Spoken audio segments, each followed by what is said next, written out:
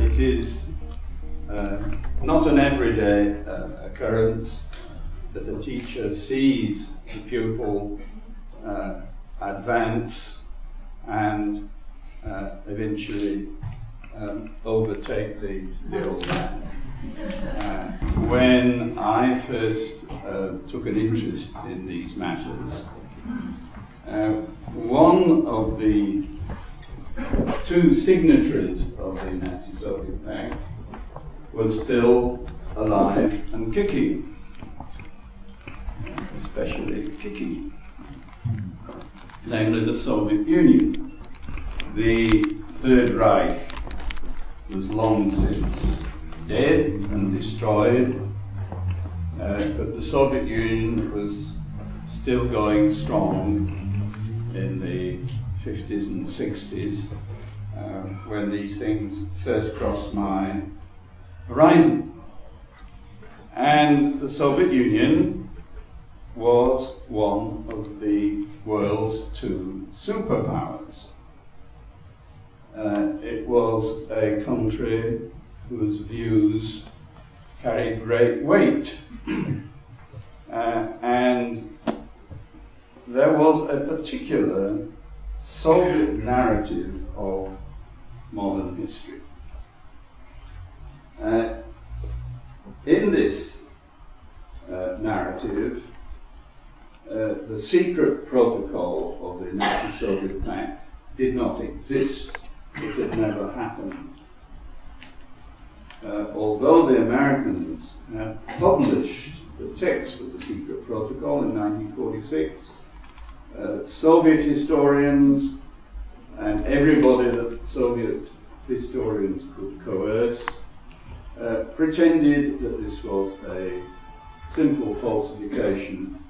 They held there had never been a secret protocol. Soviet historians equally maintained that in 1939 to 41, the Soviet Union had been neutral. They denied ever having been involved in the Second World War before June 1941. This was maintained in many of not just Soviet textbooks, but in Western textbooks. And in the Soviet narrative, the Second World War did not start in 1939 with an attack on Poland, which in their view was an event of no great significance. It started in June 1941 when the Wehrmacht invaded the Soviet Union. I'm sure many people in this room know what the Wehrmacht was attacking to begin with was actually eastern Poland under Soviet occupation. But in the Soviet narrative, that is when the war began. And I have to say, oddly enough, this coincides very much with the American narrative of the Second World War. Americans have been taught that the Second World War began in 1941 with the bombing of Pearl Harbor. Everything that happened before that was somehow a prelude to war. It wasn't the Second World War. And the result, when I was a young student, was that the two superpowers of the world were telling stories which matched each other quite clearly. There was no place in either of those narratives for the Nazi-Soviet Pact. Equally, the consequences of the Nazi-Soviet Pact were not talked about in the Soviet and Polish communist narrative. The Soviet invasion of eastern Poland 75 years ago today, this is the anniversary, was officially described as the liberation of eastern Poland. Roger mentioned, I think, this famous phrase of Stalin's that the Red Army is coming to rescue our blood brothers. And I know in my stamp album, there's a stamp issued, a Soviet stamp issued in September 1939, showing the glorious liberation of the Belarusia and Ukrainians from the oppression of the Polish pani, Pańska Polska.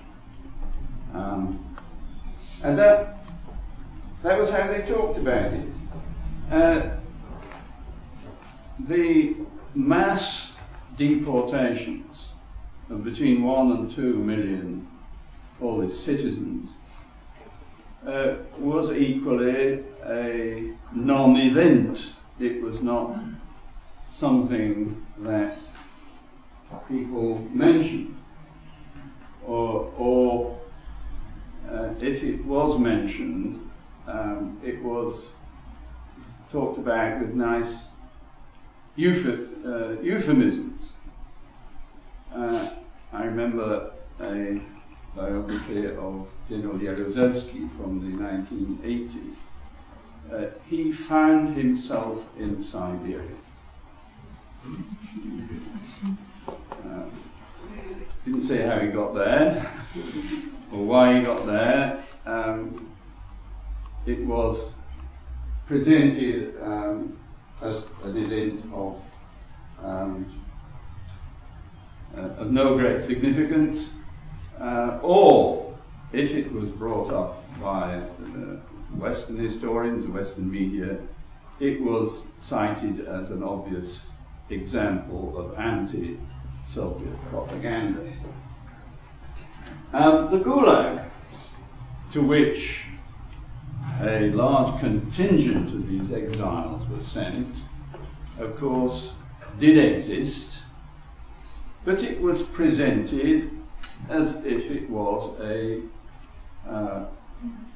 network, if not of holiday camps, certainly of labour camps, internment camps, nothing unusual. I remember a discussion in this university in London where somebody said, well, the Americans interned the Japanese in California, the Soviets interned, a few Poles and others in the Gulag. What are we talking about? All countries do this. There was no concept of the horrors of the Gulag. In fact, until the 1970s. Solzhenitsyn's revelations date from the 1970s. And before that, young historians like myself were frowned on by our seniors if you dare to say anything more, anything stronger about it. And of course, the arch event consequential on the Nazi-Soviet Pact, the murder of 22,000 Polish officers at Katyn and elsewhere, was the prime non-event. In this case, the Soviet narrative and everybody connected with the Soviet cause insisted that the Katyn massacre was a crime committed by the Germans. Just a little diversion, but when I was writing my book about the Warsaw Rising, whenever that was, 12, 13 years ago, I discovered, I was puzzled why the Polish Prime Minister, Mikołajczyk, had gone to Moscow to meet Stalin at the request of President Roosevelt. And I was puzzled why the Polish Prime Minister was not supported by the American and British ambassadors in Moscow. They were allies. You'd thought that they would have shepherded their ally into the talks with Stalin, but they didn't. And why not? When Mikołajczyk arrived in Moscow, this is 31st of July 1944, the British and American ambassadors told him, "We will support you in your talks with Stalin on condition you admit that Katyn was a German crime." And when he refused, they left him to his own devices, and poor Mikołajczyk, of course, was made mincemeat by the great Stalin, who realized that the Western powers were not going to back up their ally. But that's the diversion. The Katyn massacre was by no means, in numerical terms, the greatest crime of the Second World War. There were many others of much greater scale. But it was the prime test, it was the litmus test of whether or not people were prepared to say the truth. And I'm sorry to say, many people in this country and in the United States, among the Western powers, were not prepared to say what they knew.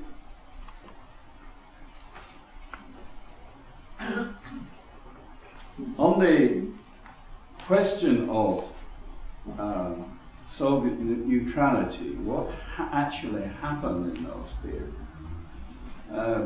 Poles tend to, of course, concentrate on their country, what happened to it. But there was a long line of countries who suffered as a result of the pact.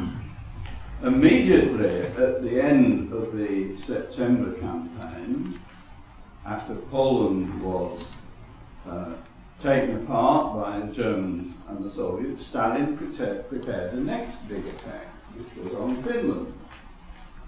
And a clearer example of international aggression would be difficult to find. A million-strong army marching into Finland at the beginning of what we call the Winter War. In that case, the Finns put up a grand show. They inflicted enormous losses on the Red Army to begin with, and it was only after 6 months that they were forced to sign a treaty, and they were able to make, of course, far better terms than many of the others. The Poles, of course, never had the chance to sign a treaty or negotiate at the end of their war. The Finns did, but this Winter War is one of the obvious consequences of the Nazi-Soviet Pact. Without the Nazi-Soviet Pact, the Second World War itself wouldn't have started, but equally many of these other campaigns would not have started. And the last in line were the Baltic states. Of course, we think of the Baltic states, as they think of themselves, as independent republics between the wars.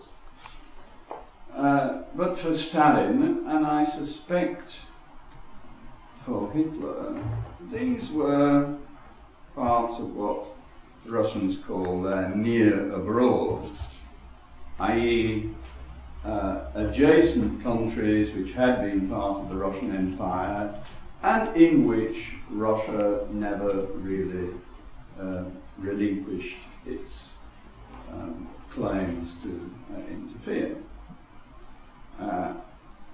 But Estonia, Latvia and Lithuania were railroaded in a most brutal way, and as Rodney said, proportionately their treatment was certainly of the same order that Poland suffered.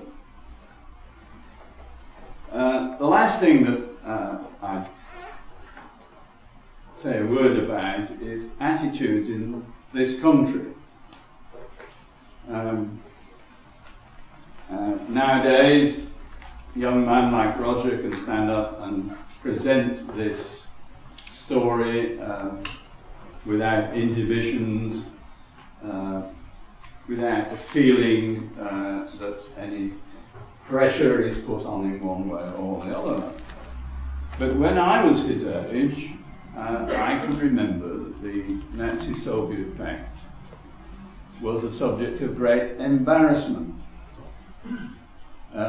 It's not that the British people had never heard about it. Historians had mentioned it. It rarely made the forefront of narratives of the Second World War, but it was known. What characterises British attitudes is a reluctance to talk about it.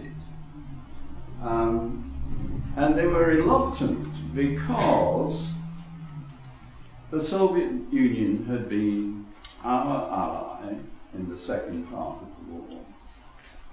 And people in this country and the United States were convinced that they had been fighting a good war. That there was one good side, you know, the cowboys in white hats, which included the British and Americans, and of course Joseph Stalin, and the bad guys in the black hats, who were the enemy, were the evil against which the good guys were fighting. This is still very strong. This moral scheme of the Second World War, which is totally cockeyed, but people still hold to it. The essence of the Second World War in Europe is that one monster is fighting against another monster, Joseph Stalin, and this comes out very clearly in Roger's book.